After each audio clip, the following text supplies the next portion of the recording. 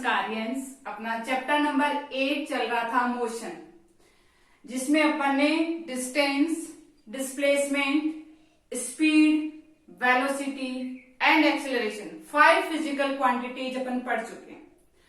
और अपन ने पाथ से रिलेटेड कि आपका पाथ सर्कुलर है, प्रोजेक्टाइल पाथ है, कर्व लीनियर पाथ है, तो उसके हिसाब से अपन ने टाइप्स ऑफ मोशन पढ़ लिए थे।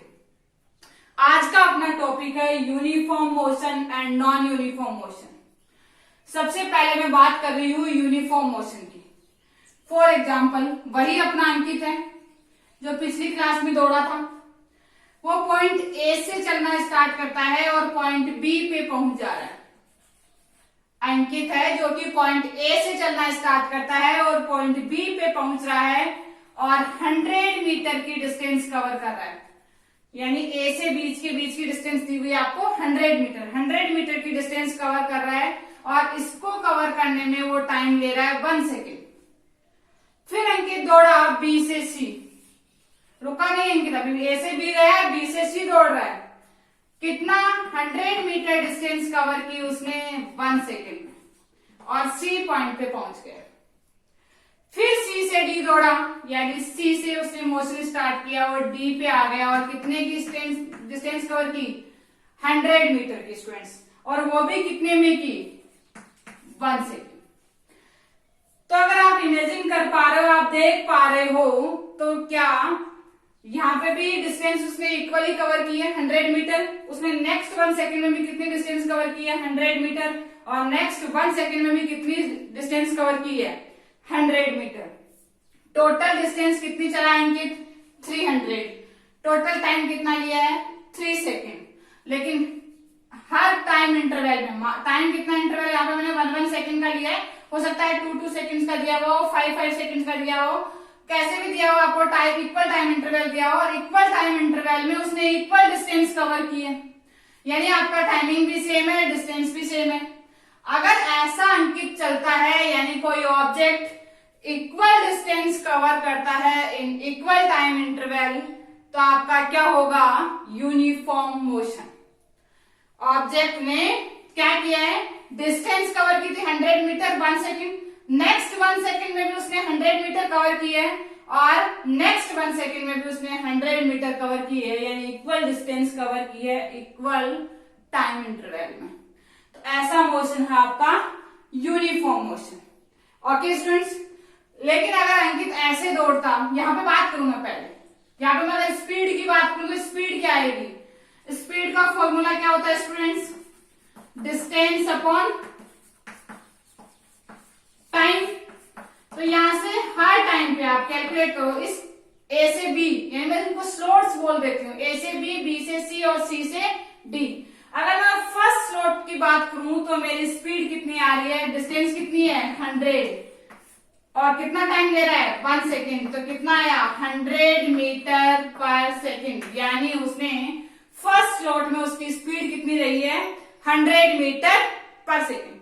अगर सेकंड स्लॉट की बात करो तो सेकंड में भी कितना आएगा 100/1, यही आएगा 100 मीटर पर सेकेंड। अगर आप थर्ड स्लॉट की बात करते हो तो भी आपका 100/1, यानी कितना आएगा 100 मीटर पर सेकेंड। तो आपकी स्पीड क्या है स्टूडेंट्स, कांस्टेंट। तो यूनिफॉर्म मोशन में आपकी स्पीड क्या रहती है, कांस्टेंट। अगर ऑब्जेक्ट कांस्टेंट स्पीड से दौड़ रहा है, इसका मतलब वो क्या कर रहा है, यूनिफॉर्म मोशन।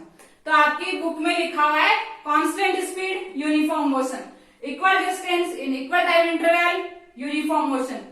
कैसे भी बात करें दोनों बात क्या है, एक ही है। क्या इतनी बात समझ में आ गई आपको, यूनिफॉर्म मोशन समझ में आ गया।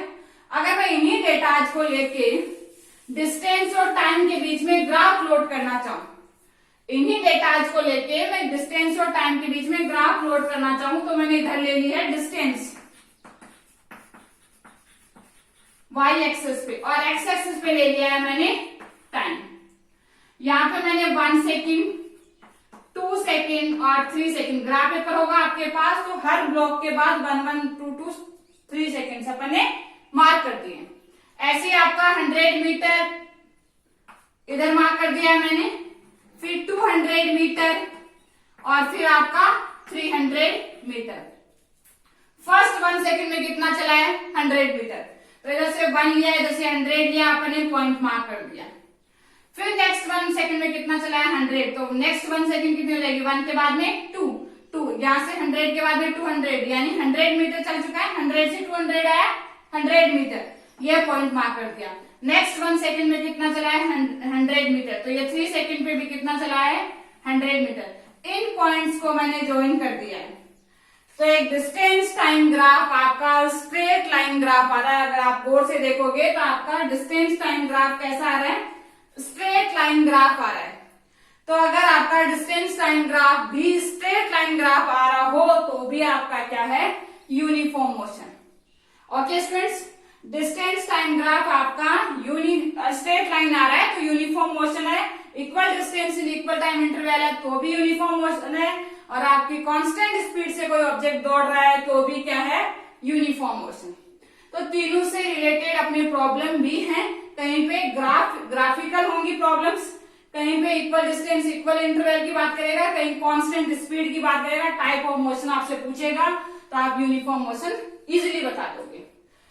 अब अगर मैं बात करूं कि अंकित है, अंकित के जी में नहीं है कि मैं तो 100 मीटर ही दौड़ू ना, तो क्या किया अंकित ने, ए से दौड़ना स्टार्ट किया है और बी पे पहुंच गया है।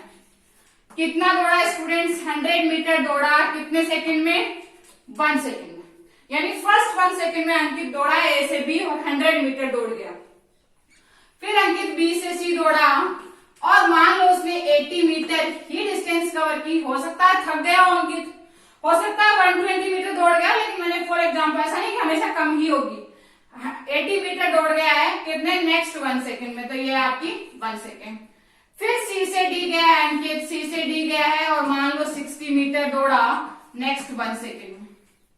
तो आपका ऑब्जर्वेशन क्या कह रहा है यहाँ पे कि आपकी अनइक्वल डिस्टेंस है स्टूडेंट्स, अनइक्वल है क्योंकि यहाँ पे 100 है, यहाँ 80 है और यहाँ नेक्स्ट पे कितनी है 60। तो आपकी अनइक्वल डिस्टेंस है in equal interval of time is known as non uniform motion. Unequal distance है लेकिन इक्वल इंटरवल ऑफ टाइम है तो आपका कौन सा है, नॉन यूनिफॉर्म मोशन। अगर मैं यहाँ पे स्पीड कैलकुलेट करना चाहूं स्टूडेंट्स, तो अगर फर्स्ट स्लॉट की स्पीड करेंगे तो डिस्टेंस अपॉन टाइम, डिस्टेंस कितनी है आपकी 100 मीटर अपॉन टाइम 1, तो कितनी आई 100 मीटर पर सेकेंड। अगर सेकंड स्लॉट की, ये आपकी एबी स्लॉट की क्या है, स्पीड है।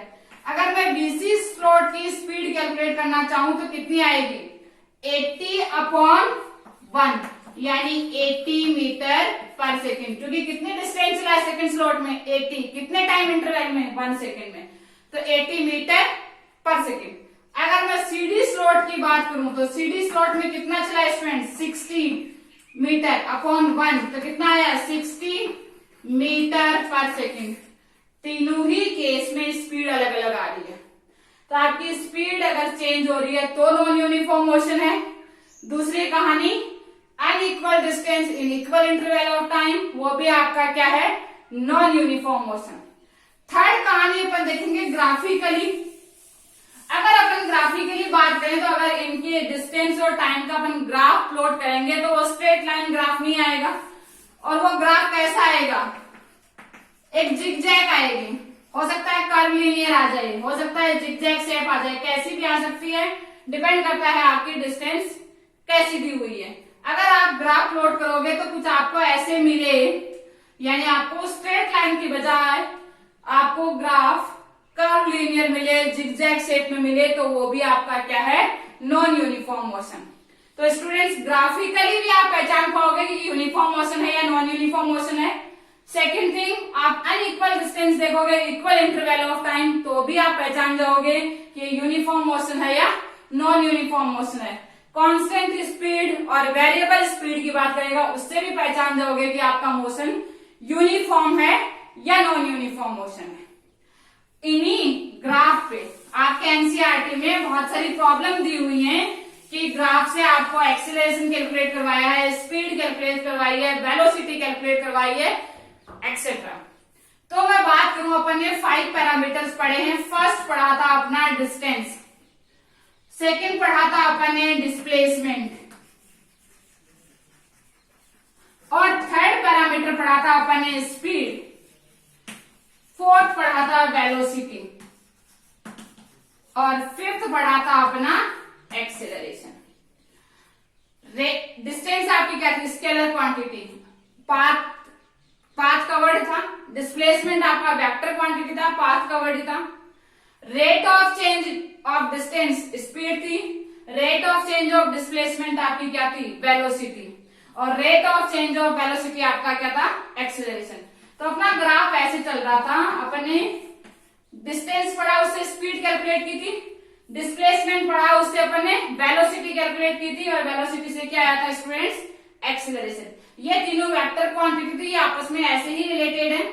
Displacement shortest path, rate of change of displacement velocity, rate of change of velocity आपका क्या था? एक्सेलरेशन। डिस्टेंस आपका actual path covered, scalar quantity थी। Rate of change of distance speed, ये भी आपकी क्या थी? Scalar quantity. अब आपको डिस्टेंस टाइम ग्राफ दिया हुआ होगा, उससे आप स्पीड कैलकुलेट कर सकते हो। डिस्प्लेसमेंट टाइम ग्राफ दिया हुआ होगा, उससे आप वेलोसिटी कैलकुलेट कर सकते हो। और वेलोसिटी टाइम ग्राफ दिया हुआ हो, उससे आप एक्सीलरेशन कैलकुलेट कर सकते हो। ओके, अगर आपका एक्सीलरेशन टाइम ग्राफ दिया हुआ है, उससे आप वेलोसिटी कैलकुलेट कर सकते हो, और वेलोसिटी टाइम ग्राफ दिया हुआ है, उससे डिस्प्लेसमेंट कैलकुलेट कर सकते हो। यानी आप यहां से यहां आ सकते हो और आप यहां से यहां जा सकते हो। ऐसे ही डिस्टेंस टाइम ग्राफ से आप स्पीड कैलकुलेट कर सकते हो, और स्पीड टाइम ग्राफ से आप डिस्टेंस कैलकुलेट कर सकते हो। क्या मेरी बातें समझ में आ रही हैं? यही displacement time graph, distance time graph, speed time graph, velocity time graph अपना क्या रहेगा? Next topic.